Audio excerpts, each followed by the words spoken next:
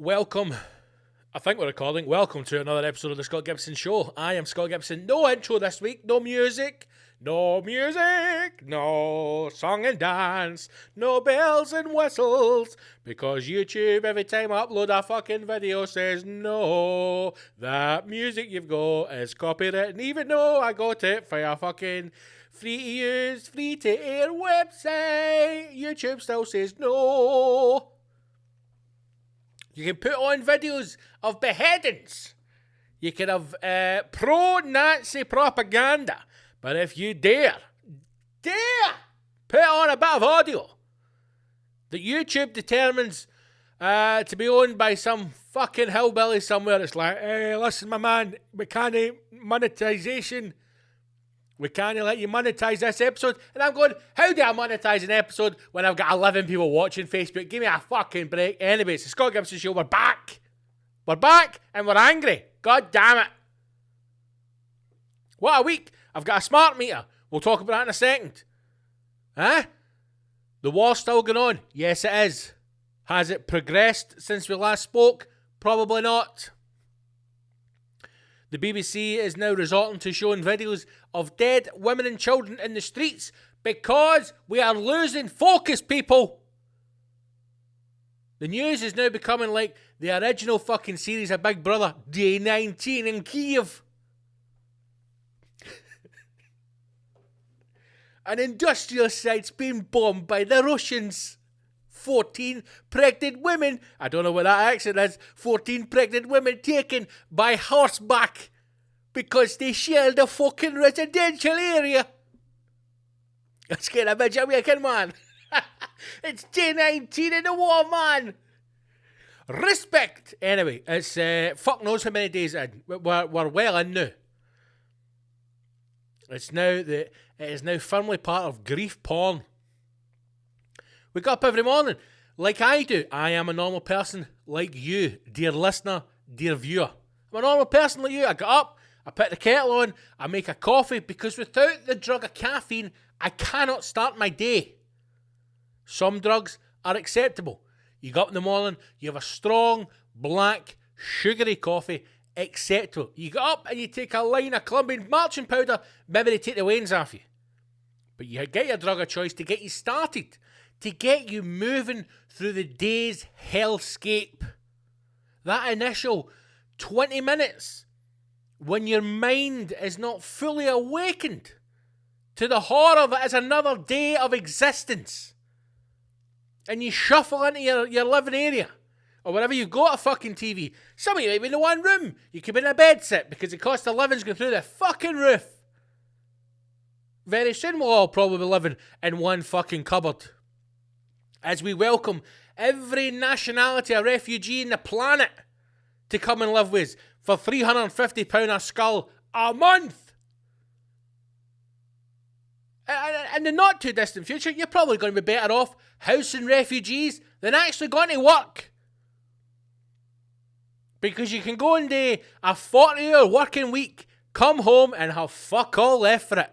But we may as well start to make the wars that we have caused work for us. Why not welcome Ukrainian refugees into your home for £350 a month? Why not?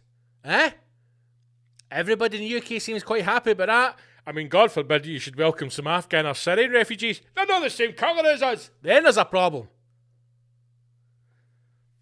It's almost as if this is the first war that's ever happened. The first group of people who've ever had the injustice of war forced upon them. What about the fucking poor Palestinians?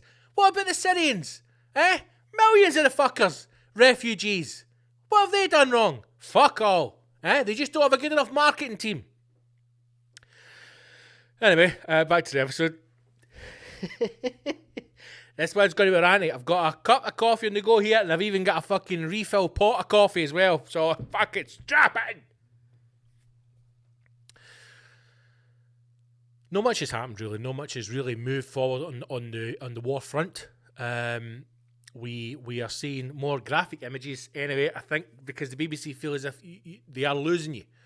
And the only way to really up the hysteria after a certain couple of days or weeks is to start firing in the dead babies, because then suddenly it picks up.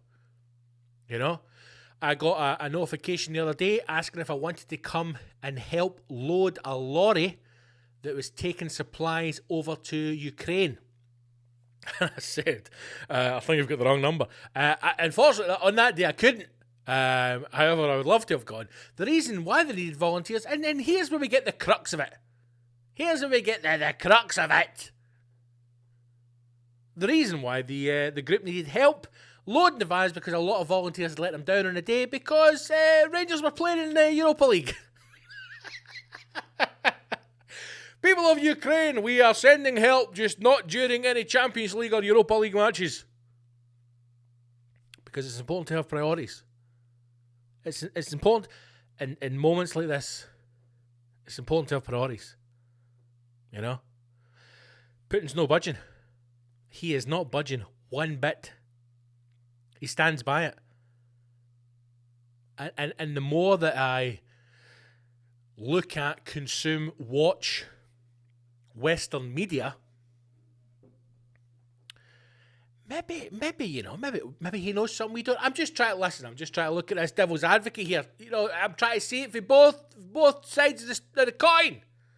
Both sides of the Iron Curtain. You know? You can't just peek your face through the Iron Curtain and then go, in the name, and then shut the Iron Curtain, because the Iron Curtain still exists. And there's people on that side, and there's fucking European NATO warmongers on this side. You know? So, all I'm saying is, at once, I did a photo shoot once for The Guardian. And I had a PR guy at the time, a wonderful human, beautiful man. And just as the photographer was getting set up, they asked me, my PR guy asked me, "Are you alright with everything?" I said, "I'm totally cool, man." He says, "Whatever they want to do, I'm totally cool with it." I said, "I just don't want to do anything I don't want to do stupid faces, or I don't want to sit in a bath of beans." I don't even know why I said to him bath of beans. I don't know if I thought the people of Soho Theatre were going to emerge with a bath full of beans for me again. I don't know. That's one of my fears. Is a bath of beans. I feel as if that used to be a big thing when I was young. I feel like in the early 90s, I don't know if people were coming off the back of the kind of 80s, the kind of rave culture of the early 90s, the kind of drug scene was kind of rife. I don't know if people, if their minds had been fried and they were struggling to think of ways, charitable ways to raise money. I mean, God forbid the Russians had invaded Ukraine back then, although they were in Afghanistan and Syria at the time, funded by the CIA, as depicted in the film Charlie Wilson's War, which is a wonderful film, which you should all watch. But anyway, people used to do things like sponsored silence. You know? You get a whole load of kids to sit silent for hours and raise money. For what? Who knows? Africans. We say, it's Africa. It's a huge continent. Fuck it. You know, there's £200 for the children of Accleston Primary School. Good luck to you. We need malaria nets. Well, we're trying our best here. Sponsored silence. A sponsored walk. A sponsored bake sale. Basically, to raise money in the 90s, you just put the word sponsored in front of anything. Sponsored bake sale. Sponsored cycle. Sponsored gangbang. It didn't matter. As long as I had the word sponsored in front of it, everything was kosher, you know? And you'd go around family and friends, "Would you like to sponsor me to do my sponsor?" I mean, maybe you're not going to do a sponsored gangbang. "Would you like to sponsor me for a sponsored gangbang? I'll pay you £1 for every person in the gangbang." You'd be sponsored, right? And you'd take your sponsorship money and you'd do the thing and you'd give your sponsorship money and we'd all feel part of something, right? Or you would do the thing and then you would go and fucking try and collect your sponsorship money like some child fucking mafia agent, you know. Giuseppe. Yeah, I shouldn't have banged the desk because now I've set it dug off. "Murphy, I'm sorry. I was just banging as a sound effect. Everything's fine. I know. I should have told you I'm recording. I'm sorry." All right. You can have chicken for your dinner. Just shut up now. There we go. See, this is what Zelensky needs to do. You just need to find out what the Russians want and just scream in their face. You know? The dog wants chicken. I offer him chicken. He stops barking. That's probably how, the mafia would recruit young people. Not that I'm saying the mafia had roots in the south side of Glasgow. I'm sure they did. But I imagine if a child was to come back with a full sponsorship sheet plus the money, you'd probably hand it straight over to the local fish and chip shop. Because it's run by Italians. Anyway, what was I saying? What was I talking about? Sponsorship. Sponsored Italians. Sponsor what? I've no idea. What was I doing? Oh, pictures. In the name of God. So I get the pictures taken, and I said to my PR guy, I said, I don't really want to do stupid faces, and he says, not a problem. And then I came out, and the woman said to me, would you poke your head through a curtain and make a kind of funny face? And I did it, I said, of course, because I looked at him as if to say, yeah, you bastard, the very thing I said no to you, now we're doing it. And anyway, I did it because my anxiety was too much, and she seemed like a very nice lady, and I didn't want to say no to her. So I stuck my head through the curtain, and I made a funny face, and thankfully they never used that picture. They just used the one with me sitting in a chair, looking all arty and fat. Anyway, why was I telling that story? Because the other side of the Iron Curtain, it all makes sense now. So Putin has said he's going in there to get the Nazis. Maybe that's real. Maybe we need to take him at face value. Maybe he is. Maybe he is just going in to get the Nazis. And if that's the case, Argentina better watch their fucking backs. Because he's coming there and everybody thinks it's Belarus next. Or one of the Baltic ones up the top. The weird bit that Scotland played once when they never even turned up and we just kicked off and got 3 points. That team up there in the cold bit at the top, them. That's where we all think he's gone. But maybe he's gone on a fucking Nazi hunt. Maybe all this is this is what it is. It's a Nazi hunt in Ukraine. For all we know, there is Nazis in Ukraine. There's Nazis in Middlesbrough. You saw them celebrating when they won fucking Brexit. There's Nazis everywhere. Putin is like you and I. I mean, he's maybe not like you and I. We're a normal height for a man. But he's a wee guy. He's in the house and he's angry.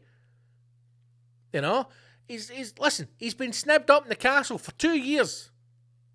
The cunt's terrified of getting any fucking disease, He thinks fucking Xi Jinping's a pal of his, and he's on the phone going like, you better get me an antidote for this fucking COVID-19, you bastard. You.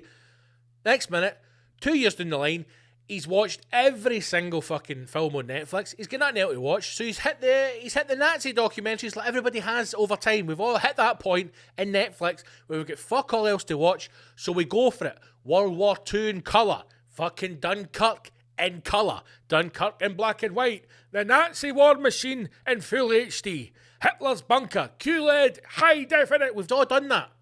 We've done it all. Then you get into the last Nazis.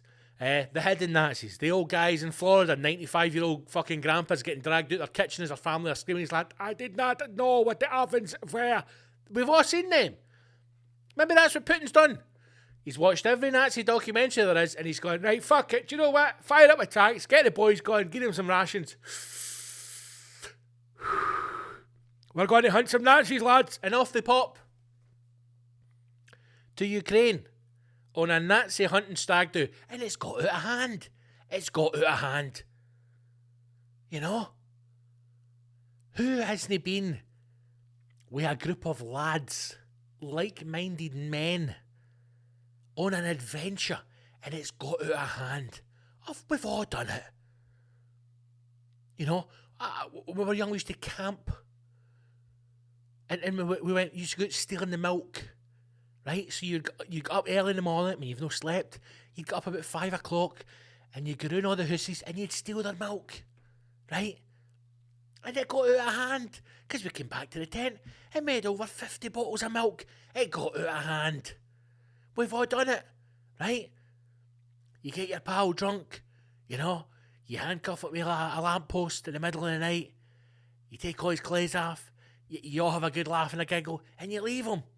And then you come back the next day and you don't realise you were outside a primary school and now he's on a register. It gets out of hand. Maybe that's where Putin is, but now he's in too deep. He's in too deep. He's in the fucking bunker, on the Cubans. Like, you tell me there was Nazis and now I look like a right dick. You tell me there was Nazis in Ukraine, and now I've gone on the telly like there's fucking Nazis there. We're sick of these Nazi bastards, and we're going to get the good Russians out. And now it finds out there isn't any fucking Nazis. There's just loads of ex-heavyweight boxers and hot women. And I knew I looked like a right dick. Did I say Ukraine? Gaffer, I meant Argentina, man. Oh, I'm so sorry, Gaffer. I fucking meant Argentina. What can you do? No idea. Does it look like it's going to end anytime soon? Unlikely. I imagine this will take us through to the summer, and then we'll go for there. But to the good people of Ukraine, I hope you are safe and well. And any of you who do make it to the UK, good luck. I hope you get nice bits. I hope you end up in a good bit. Who's going to end up with Benedict Cumberbatch? There's a Netflix show I'd like to see. Benedict Cumberbatch at the Calais port, meeting and greeting his new Ukrainian refugees, and then, hilarity ensues. There's a show. I mean, we've also had the footage this week of Roman Abramovich allegedly on the run. I mean, hardly on the run. First class airport lounge, heading out in a private jet to Constantinople or Istanbul, to you and I, to pick up his private yacht, which we believe at the moment, according to Western media, is in Turkish waters. 460 million squidlies on a fucking boat. 460 million pounds is how much his boat is worth. A super yacht. I mean, how much money do you need to have that you can have a boat? Not even a house. A boat. 460 million. It's got a helipad. This is the thing. As Sky News was listed off, it's got a helipad. It's got an enclosed swimming pool. I would hope so. I would fucking hope so. It's got anti-missile defence technology. Again, I would hope so. It's 460 million pounds. Right? It's not a fucking Apple Mac computer. Listen, see if you want all that extra. 460 million squidlies. It's got a helipad. Good. I hope it's got at least 5 bedrooms and a pool table and a sauna and a hot tub and a couple of fucking staff on it. And an LP, a little person, just for a laugh in the corner. Employ a little person full-time just to stand in the corner. Why? Because I've got that kind of money, and that's the kind of shit I want. It's got a helipad. I fucking hope so. For 460 million, I hope he even comes with a helicopter. Anyway, Abramovich is on the run to his luxury fucking compound on the sea. Oligarchs are getting their houses claimed. Squatters are going in. Riot police are recreating the fucking Iranian embassy siege and smashing the doors into a £50 million luxury villa in London. Over 2 million people have now fled. Putin's got his finger on the trigger. He's still searching for the Nazis. And it's fucking carnage. But hey, this is the Scott Gibson Show. Thank you for listening. I hope you are all subscribing. If you don't, please do. Remember, the videos are now on YouTube as well, so make sure you subscribe to the YouTube channel. And while you're on the YouTube channel, why not check out the comedy special that's on there as well? Life After Death, recorded live at the Glasgow stand. Give it a wee watch. Let's get the numbers of that up. Leave a comment, share it in your posts, give it to your pals. Let's drive those numbers up. If World War III is coming and the world is ending, let's drive those numbers up. Because we're going to have a bang. Somebody had said the other day, what would you do? You know, what would you do if there was a nuclear blast? I've absolutely no idea. What was that? I don't know what I was saying. This is why I shouldn't have my phone on when I'm trying to do this, because I get distracted too easily. What would you do if there was a nuclear blast? No idea. Now, your options are this, right? You got one or two options. You either run towards it or run away from it, right? So you either get yourself in a position where you can be, and I mean, you're never going to know truly, but you can maybe get an idea of where the blast zones would be, right? And remove yourself as far as you can, if possible, from the potential blast zones. That's your first option, right? And your second option is head towards the blast zone. So you probably got to ask yourself, what do you want to do? Do you want to sit and watch as the mushroom cloud goes up and the vapour rushes towards you and then you are fucking turned to dust? Would you rather have that instantly, right? There's no if, buts, or maybes, or no, but what if you're like a cockroach and you survive, but you're missing one leg and half a face, and you're like half man, half fucking lizard spider creature? No, there's none of that. You're gone, right? That's option one. You go towards it, you sit with your loved ones, if you have anybody you love, and you have one last vision that no one else is going to get to see as the fucking cloud moves. Gone, right? Option one. Option two is you need to move towards a group of people that can save you, like fucking Walking Dead, right? Hunter-gatherers. You know, if it happened tomorrow, there's a nuclear blast, there's no power, there's no electricity, how many of us would survive? Not many. Would I survive? Maybe a bit longer than you, only because I've got a lot of weight to lose. I've maybe got about 3 to 4 months of fat stored up like a fucking hamster that I could shed the poundage, right? I could drink my own piss like Bear Grylls. If I can find a freshwater stream, I can eat salmon out it again like Bear Grylls. Other than that, I'm fucked. Could I start a fire? Unlikely. Could I build shelter? Probably not. Do I know how to correctly irrigate water so that I don't poison myself? That's a no. That's a hard no. Am I likely to be able to fortify an area to stop attacks from intruders like bears or cougars? Again, unlikely. So what do? I head towards places where, I can find, and for want of a better word, let's call them men to help me, to protect me, And they might say, listen, we can give you shelter. We can build you a shelter. We can show you how to fish. Give a man a net. Who's a net? Give a man a net, and he'll eat and fish for a day. But teach him how to fish and how to build a net, and he'll probably die trying to get the materials together to build that net. But you get my point. I'd be like, mate, fucking geese a fish, geese a hut, geese a wife, and he'll be like, but what can you give the tribe? Because we're a tribe now. What can you give the tribe in return? I'll be like, entertainment, you fucking dick. Entertainment. I can tell you stories and tales and jokes and laughter. And then on the brink of possible nuclear disaster, I would say to you, what's a more valuable commodity? The gift of laughter or a fish? I think we both know the answer to that question. Don't touch the cable, Gibble. You fucking cut out the mic again.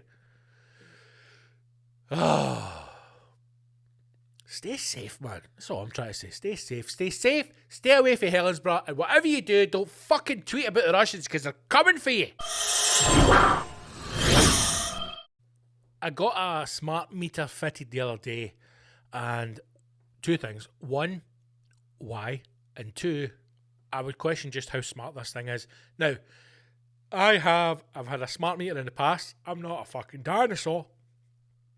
But I didn't think I was going to get it in this house because I'm rural, and I've got oil heating, so I didn't think I was going to get it. I didn't think I qualified, right? But the fucking, the Scottish Gas, those Nazis, when is Putin coming after them? Installed it, right? Now, I don't understand the smart aspect of a smart meter. Because from what I can understand, all it does is tell you how much the electricity is costing you at that moment in time and how much electricity you are using. There's nothing smart about that. I think what it's hoping is that it is going to prey on the aggressive nature of the British father. Or if you're in a house without a father, your aggressive mother. Because all that is doing is making me watch this fucking meter to see when it goes up. And when it goes up, I fucking lose my shit. I'll go around checking the plug. And if I find a plug, it's I'm like, which bastard left the fucking plug on? This is no way to live your life. This is no way to live your life. Constantly turning fucking microwaves off. You know, unplugging everything. Unplug, take it out the wall. The classic fucking pensioner move. Take it out the wall so it's still drawing the electricity. What the fuck are you talking about? My granny used to say all the time, switch it off and unplug it. If I turn it off, granny, it's off. Turn it off and unplug it. No, but if it's switched off or sniper, it is still drawing power.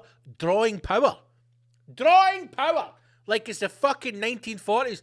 And we're now beginning to draw power and the electric bulb has been turned on in the living room.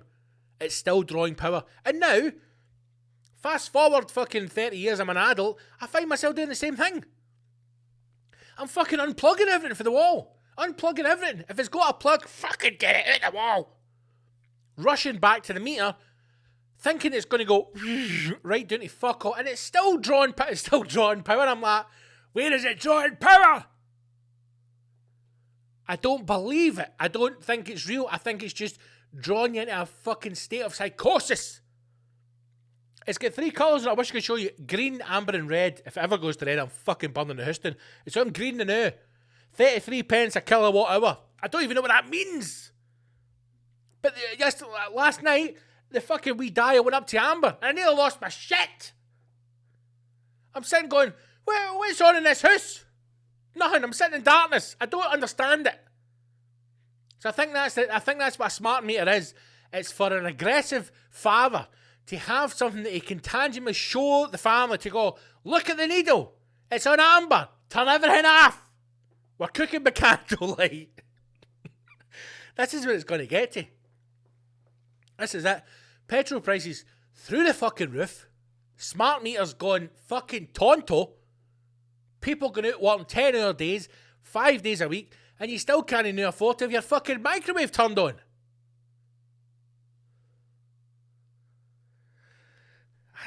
I think we should just invade Russia, man. I think we should just fucking go for it. Fire up Trident, send it over to Moscow, man. Don't even give them warning.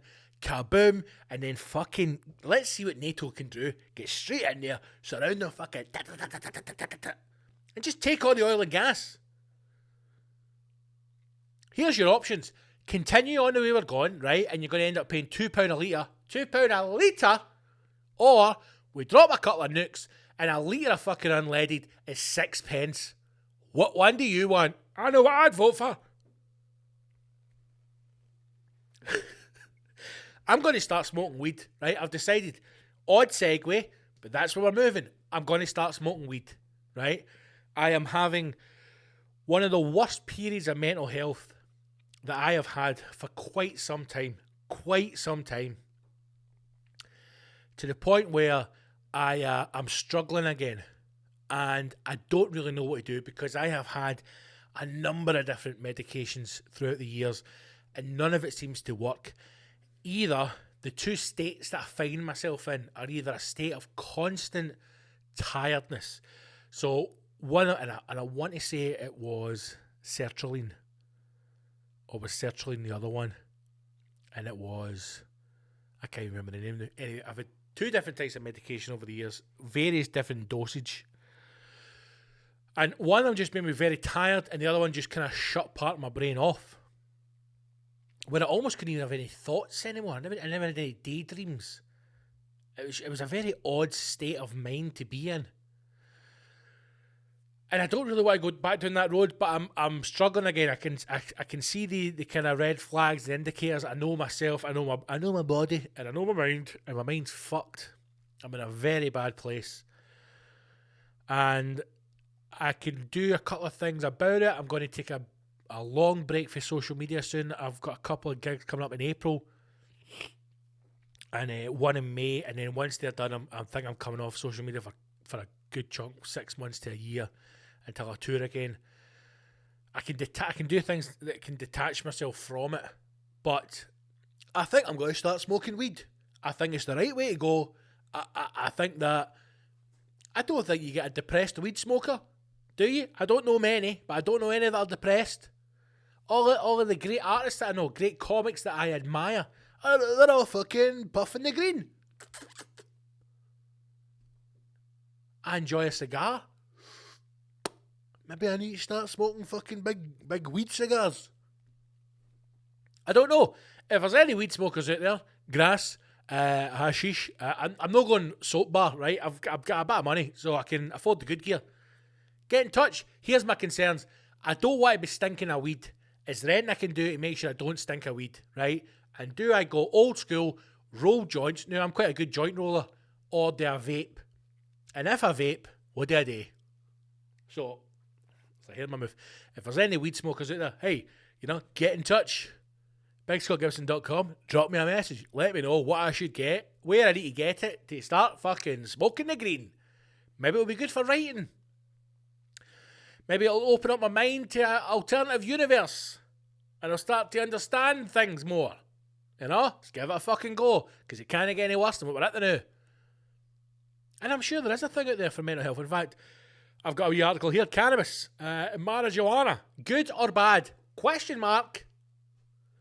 According to the National Institute of Health, people have used marijuana to treat their ailments for at least 3,000 years. Oh, there you go then. Tale as old as time, talking to take away the pain. However, the Food and Drug Administration, who the fuck are they guys, have not deemed cannabis safe or effective in the treatment of any medical condition, though they can fuck off. Although cannabidiol, a substance that is present in cannabis, received approval in June 2018 as a treatment for some types of epilepsy. I think everybody can agree now that, cannabis is good for you. 29 states plus the District of Columbia have now made cannabis available for medical and in some states recreational purpose. A recent study, trusted source, published in the journal Addiction, also found that use of cannabis is increasingly sharply across the United States, although this rise may not be linked to the legalization of cannabis in participating states. What are the benefits of cannabis? Over the years, research has yielded results to suggest that cannabis may be of benefit in the treatment of some conditions. Depression, post-traumatic stress disorder, and social anxiety. That's me in a nutshell. Depression. Hello. Post-traumatic stress disorder. Yes, please. And social anxiety. Thank you. There's your hat trick. The review published in Clinical Psychology assessed all published scientific literature and investigated the use of cannabis to treat symptoms of mental illness. Its authors found that some evidence supporting the use of cannabis to relieve depression and post-traumatic stress disorder. That being said, they caution that cannabis is not an appropriate treatment for some mental health conditions such as bipolar disorder or psychosis. Psychosis! I've not got psychosis, mate. I'm fucking depressed. And according to you, boom, it's in there. Epilepsy, what else? Mental health problems. Daily cannabis use is believed to exacerbate existing symptoms of bipolar. I've not got bipolar.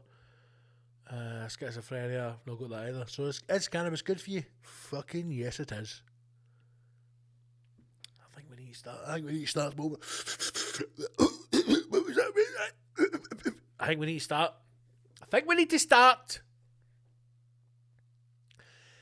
I just don't want. I want to have a state of calm and I kind of, open my mind and travel through the dimensions of the past kingdoms of the Incas, my man. Know what I mean? What it is, right, mate, is I'm heavy depressed, my man, right? Heavy depressed, my man. I've had some fucking pretty mental shit going on. And I just want to get in touch with, like, the Aztecs and that, mate. Like the ayahuascas, the DMTs, peyote, my man, know what I mean? So I thought, start with the green, right? A green brigade, and then I'll be like, yeah, mate, any chance I can get a bursary to go on a peyote fucking trip down the Amazon? That's what we're going to get to. So, anybody out there smokes, get in touch. Tell me what I need. Where do I get it? How do I start? I just don't want to be fucking stinking of weed. It's my only concern. Get in touch. Right, let's do some news, man. How far into this thing are we? God knows. Because we forgot to start the fucking clock. Right, let's go for this one. The Ukrainian protester, many have seen this by now. This fucking poor bastard, man. Russian protesters stormed state TV news to shout no to war. I haven't read the full article yet. We'll read it in a minute. From what I understand, the woman who is behind the sign, holding the sign up saying no to war, I think is a producer on the Russian state news channel. Her father, I believe, is Ukrainian, or her mother. She's definitely a Ukrainian parent. And she held a sign up. She has since been arrested by the Russian state police, the KGB. And she's fucking offski. She, believe it or not, she's actually tweeted to say that she's finally spoken to a lawyer. She's been told that she's likely to face prison time of 5 to 10 years, according to the law that's currently in place. I don't think you're going to see her again, man. I don't think you're going to see her again. She's going to be sent to Siberia and she's going to fucking starve herself to death. I think that is it. I think you're going to get flung in a cell head and you're not going to be seen again. And it's a horrible, horrible thing that's happening, but that's the way it is, right? And it's a desperate time, and it does make me think, what is the fucking point? And I know that's a bad way to have it, a bad view to have, because there should be protest and you should make a stand. This is, I mean, we're having to unplug Alexis now. Fucking get that to fuck. You should be able to make a stand, against these things and speak up about these things. But is this something we possibly don't fully understand in the UK, the current situation in Russia? Because we are able to protest. We are able to. Somebody in this country could go on the BBC and hold up a sign saying no to war, and they wouldn't be put in prison. They probably wouldn't lose their job over it. But the stark reality is that young woman will probably never be seen again. She'll probably be killed in a Russian prison somewhere. She'll probably be made to disappear. Two things. One, what impact has that protest had? I would argue very little. We will be talking about it here. It will not be discussed in Russia. And I'll say this, we will be talking about it here. I am talking about it on this podcast. News channels have been talking about it all day. Tomorrow, 24 hours later, it's done. It is spoken about no more. We are not asking how she is. We're not keeping in touch with the It's done. What I'm trying to get at, what I'm trying to say is, if people in Russia are going to protest, or they are going to try and do something to combat their government from within, I don't think this is the way to do it. And certainly doing individual protests in small numbers or one-on-one is going to get you nowhere, because they will just take you away, they'll charge you with some made-up crime, and you'll fucking disappear. Let's see what's been said here. Excuse me. An editor on one of the Kremlin's main propaganda TV stations has staged a remarkable protest against the war in Ukraine. Marina Osankova gatecrashed the main evening news show on Channel 1, a mouthpiece for Vladimir Putin's regime. She held up a sign behind the presenter which read, "No war, stop the war, don't believe propaganda, they are lying to you here." She is fucked. The protester could be seen and heard saying "stop the war" for several seconds before the channel switched to a different report to remove her from the screen. Independent protest monitoring group OVD identified her as an employee of the channel. Pavel Chikov, good name, head of Russian-based human rights group Agora, also confirmed her identity. He said she is in police custody, but said the police are hiding her from a lawyer sent by the group.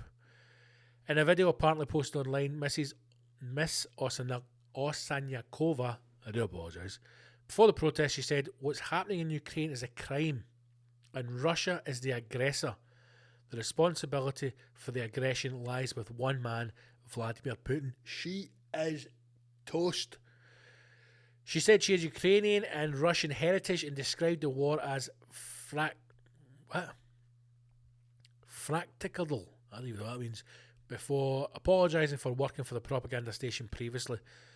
Russian news agency TASS has says she may face charges under a law against discrediting the armed forces, citing a law enforcement source. Under strict new laws passed after the invasion of Ukraine, speaking out against the war can lead Russians up to 15 years in prison. In the name of the wee man.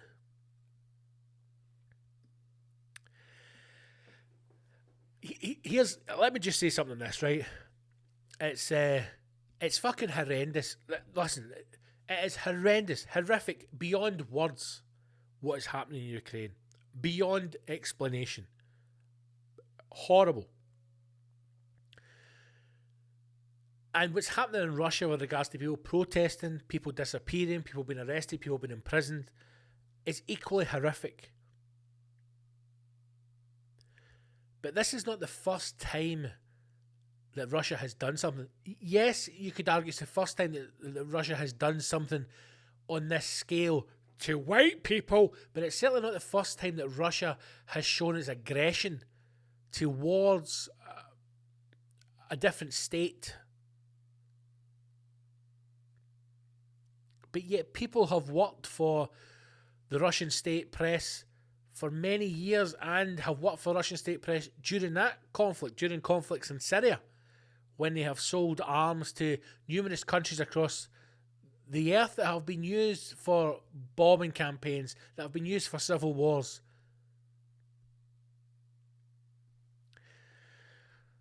But now people choose to... I suppose everybody's got a breaking point, isn't they?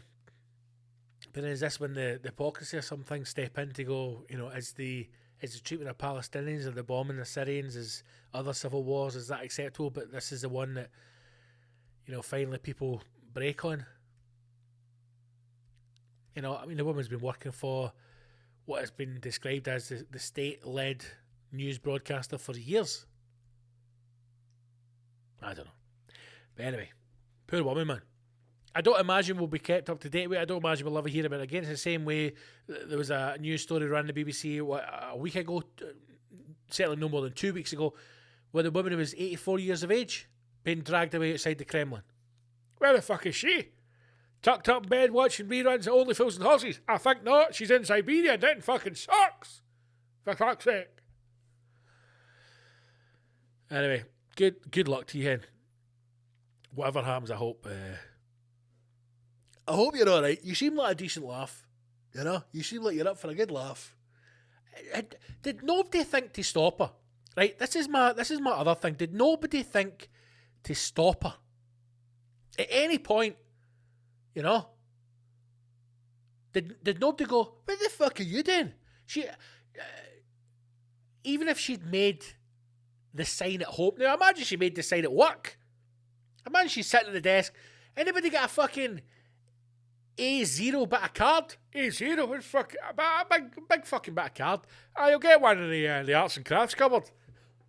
I'm sure they've got an arts and crafts cupboard, right? She came back with some glitter, a blue pen, a yellow pen. I mean, a blue pen, a yellow pen. Did that no set alarm bells ringing?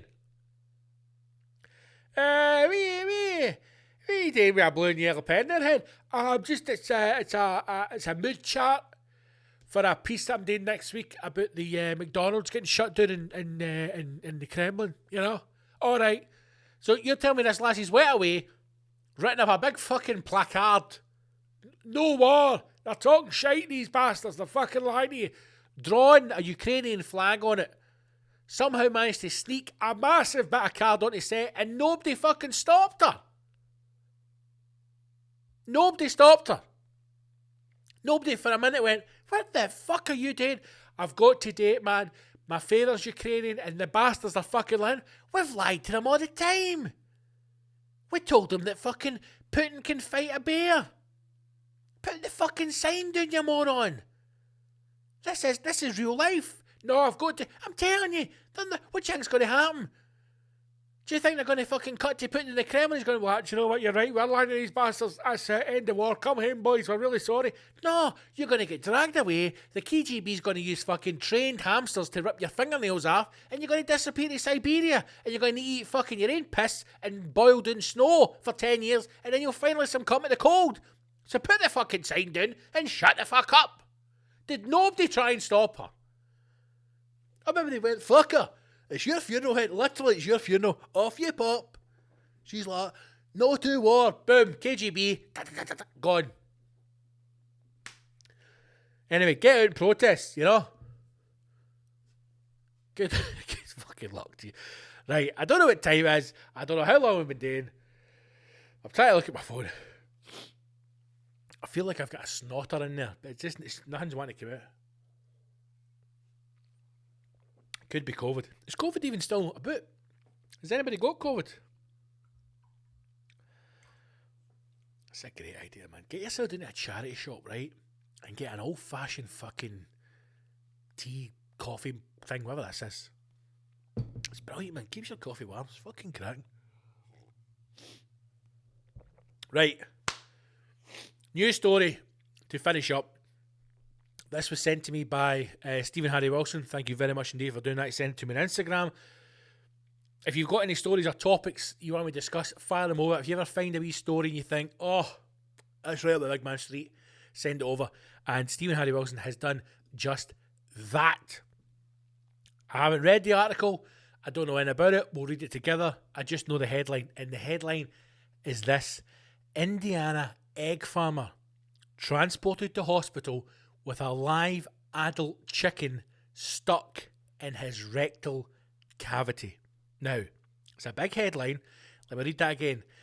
Indiana, so he's American, egg farmer transported to hospital with a live adult chicken stuck in his rectal cavity. Now, by the look of that, it's either a big boy or a big fucking chicken he's got stuck in there. Either way, there's questions need to be asked. Even with the headline alone, this is going to be a fucking beauty. I hope it is. Or it could be a cry for help and it's quite a sad, distressing story. I don't know yet. Here we go. Strap in, kids. A chicken stuck up his arse. This is the difference between American press. I don't know if the Americans have like a kind of a Daily Star or like a Daily Sport equivalent newspaper. I don't even know if the Daily Star and the Daily Sport are still a thing. Because our headline would be, egg farmer sticks a chicken up his arse, whereas in America it's like, Indiana egg farmer, live chicken in his rectal cavity. Up his fucking shite box. He's got a chicken up his shite box and his fart tube.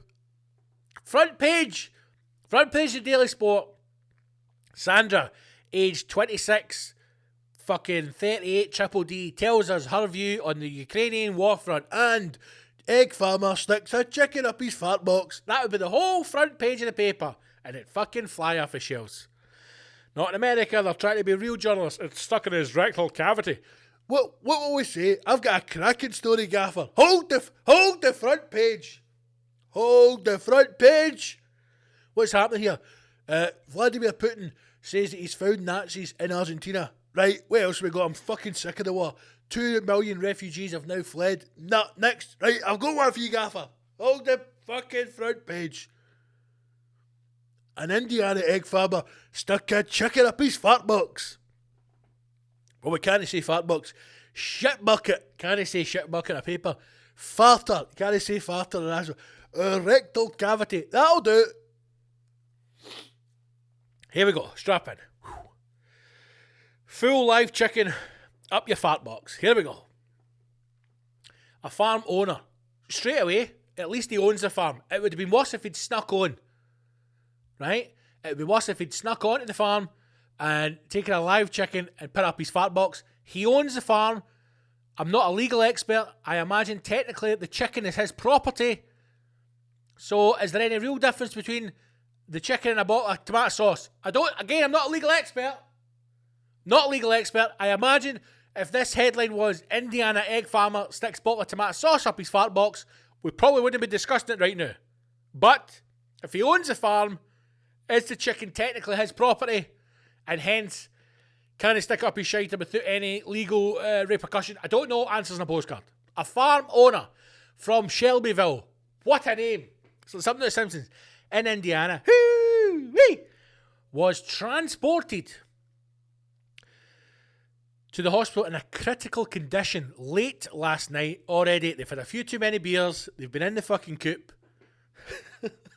Unless, by the looks of the size of the guy, maybe he fell on the chicken and it disappeared up his fart box. Enemy gibble. Let's read on. Transported to the hospital in a critical condition late last night with an extremely agitated... with an extremely agitated hen. More than half buried in his rectum. Wow.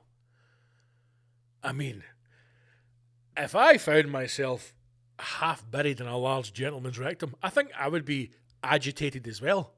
What a word. This is why I'd never be a journalist. I'd be like, a fucking terrified chicken was stuck in a man's fart box. Whereas a real journalist is going, an agitated hen. An agitated hen. That's the title of this episode. An agitated hen. Upon arrival at the hospital, they found 57-year-old, gives of his name, Christopher Adams. Get on fucking Facebook for that kid. Send him a message. Christopher Adams from Indiana, Shelbyville. They found him drunk, inebriated, bloodied and naked on the hen house floor. And in the name of the wee man, let me read that again. In fact, I've missed a whole bit out. I'm getting that excited about this story. I've missed about it. Around 11:30 p.m. last night, Shelby County paramedics were called to answer a medical emergency concerning a serious accident involving a farm animal. Now, maybe they're thinking a cow's his head stuck in a fence, a bull has escaped, and it's terrorising. No, there's a chicken up my dad's arse. Something rather frequent in the rural area, I can imagine. Upon arriving on the site, this is the Shelby County paramedics, they found 57-year-old Christopher Adams drunk, bloodied, and naked on a hen house floor with a loudly clucking 5-pound chicken sticking out of his rectum. In the name of the wee man. The paramedics briefly tried to remove the agitated bird, still agitated, from its uncomfortable position. Uncomfortable position. Stuck halfway up a guy's fart box. Now, there may be some men out there who are more than comfortable, if not happy, to be halfway up a fart box, but not a chicken, not a 5-pound hen. I can tell you that. Briefly tried to remove the agitated bird from his uncomfortable position, but to no avail, and decided to transport Mr. Adams and the bird to the major hospital. They've turned up. They've fucking heard screams. They've knocked open the hen house door, and there is a big fat naked farmer, bloodied, as if there's been a fight, as if he's been steaming drunk. He's been in the house himself. He's fucking tanned a couple of cheeky white wines, and he's went, you know what, fucking I'm sick of the hens, man. He's went into that hen house, stripped to the fucking birthday suit, and then set about them. Now, is this a fight that's got a hand? You know? Has he been I was going to say, has he been choking the chicken? Has he been fighting with a couple of chickens? I'm fucking sick of you bastards, man. And one chicken's went, do you know what? Because, listen, we've all done it. Most women will do it to their partners. You know, men are terrified to walk up a flight of stairs in front of their partner in case she fucking tries to jab their arsehole. Maybe he's been fighting with a few of the chickens, and the wee chickens in the background, fucking, and it's just made a run, head first, right out of the fart box. And he's got himself stuck. I don't know. Will we ever know? Let's read on. According to Dr. Arolis, who extracted the bird after an extremely delicate 7-hour surgical intervention. Holy fucking shit, that's the same time I was in surgery for. So let's put it this way. That's how bad the situation is here. I was in surgery for 7 hours to remove an aneurysm from my brain. The same length of time it's taken to get half a chicken out of this guy's fart box. Both the man and the animal would have died if they'd waited longer. Good Lord. He's literally saved 2 birds with 1 stone there. The bird was dying of suffocation. Oh, Jesus Christ, it wasn't head first. The bird was dying of suffocation when it got here. It had already badly lacerated the patient's bowels in the name of fuck! In a desperate attempt to get out, and was still gashing at it like crazy. Oh my fucking God. Now, is this a fight that's got out of hand between a farmer and his livestock? Or is this some kind of weird Richard Gere, hamster in a pipe, chicken up the arsehole situation here? This is not for me to decide. This is for you, the viewer, to make up your own mind. Is this a guy who's, you know, maybe he's lost money in the egg game? Maybe the chickens aren't laying as much. You know, the wife's left him. She's taking the wains. You know, he's in the big farmhouse all on his own. He's got nothing to show for it apart for these fucking chickens. And he's gone in there to give them a bit of what for. He's giving them a big speech. He's better start laying more eggs. I'm fucking sick of this. There's got to be changes in here. And the chickens have went, you know what, you bastard? Fuck you. Dragged him to the ground, stripped him naked, and they've fired up his arsehole. Is that what's happened? Or has he been online in some kind of dark web, Reddit rabbit hole, and he's found something about Richard Gere putting gerbils up his arse and their wee tiny hands scratching the inside of your anus brings you kind of a new level of pleasure. And he's thought, maybe I don't have hamsters or gerbils, but I've got fucking hundreds of chickens. I've got a whole coop full of chickens. And he's fired one up his fart box and he's, he's found himself unconscious on the hen coop floor. I don't know. The hen was, this is taking it out of me. The hen was finally extracted around 7:30 a.m, suffering only minor physical injuries from its ordeal, while Mr. Adams necessitated 7 blood transfusions and more than 780 stitches. Dr. Thomas says it's a miracle that both the farmer and his animal are still alive. I don't imagine they speak. I imagine that chicken has to go to another farm to live, or is possibly now a bowl of soup. Dr. Thomas also questioned what caused the bird to get stuck there in the first place. As are we, Dr. Thomas, as are we. Dr. Thomas went on to say, I don't really know how the bird got there. Both getting it out was so complicated and damaging that I can't imagine that getting it in could have been any easier. Dr. Thomas, who extracted the hen from Mr. Adams' rectal cavity, said it's a miracle that both the man and the animal survived. Mr. Adams hasn't regained consciousness yet to explain his version. Every time that fucking journalist goes back up to speak to him, right, I'm going to go up to that hospital and I'm going to find out, right, you fat bastard, how the fuck did that chicken get stuck in your arse? He just pretends he's unconscious. You told me he was conscious. He's been eating. He's been conscious all day. How is it every time I turn up here to ask him how he got that chicken halfway up his rectal cavity, he's always unconscious, eh? Explain that to me. Both the Shelby Courts Sheriff Department and the American Society for the Prevention of Cruelty to Animals, the ASPCA, have both launched investigations on the incident. The ASPCA has taken the hen in custody. Thank God for that. It's now in a safe house. It's gone from the hen house to a safe house. The ASPCA has taken the hen into custody for the duration of its investigation. and will treat it for possible symptoms of post-traumatic stress disorder. It's also in discussions with Netflix for a 6-part series and has signed a book deal with Penguin Publications. Stephen Harry Wilson, what a story.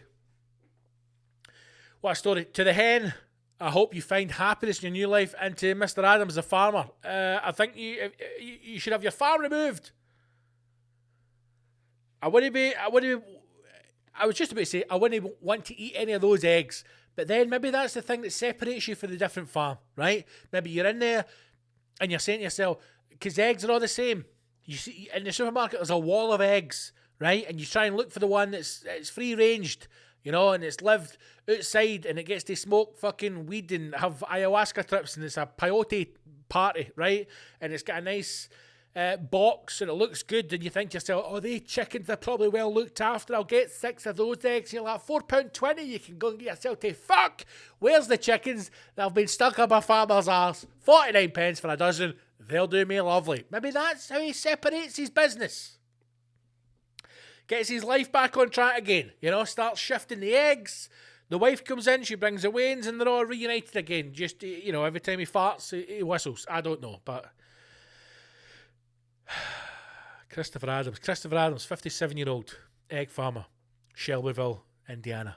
Find that man. Send him a message. Ask him if he sells eggs online. God almighty, what a story. Right, Stevie boy, thanks for that, mate. Any more, send them over. Right, that's us. We're going to wrap this one up. No idea of the time. Don't know where we are. But thank you for listening. Podcast is on Spotify, Apple Podcasts, Acast, Stitcher, iHeartRadio. It's fucking everywhere. Wherever you get your podcast, subscribe to the show. You will get every single episode as it drops. If you want some extra content, go on the Patreon, patreon.com/Big Scott Gibson. There is episodes that come out there. I would say once a week, but we missed last Sunday. So, you know, you'll get at least 3 a month extra on the Patreon. You can sign up for £4. It helps support me in a great deal, so please do so if you enjoy it. Videos are now on YouTube as well. Go to youtube.com/ I think it's youtube.com/ /C/Big Scott Gibson. So it's like channel Big Scott Gibson. Anyway, youtube.com / Big Scott Gibson. You'll find it. Go to the website, bigscottgibson.com, because all the links are on there. Get some tickets to the live shows. Come out and see me. We've only got a couple left, and then we're going on a fucking break, and we're going to write some new stuff and take some time off and focus on the podcast. So do that. Subscribe. Watch the videos. Share them in your socials. Help grow the numbers. Stay safe. Wash your hands and your arsehole. And I'll see you in the battlefield very soon. All right, team? Good luck, cheese. Love yous all. Thanks for listening. Thanks for watching. Onwards.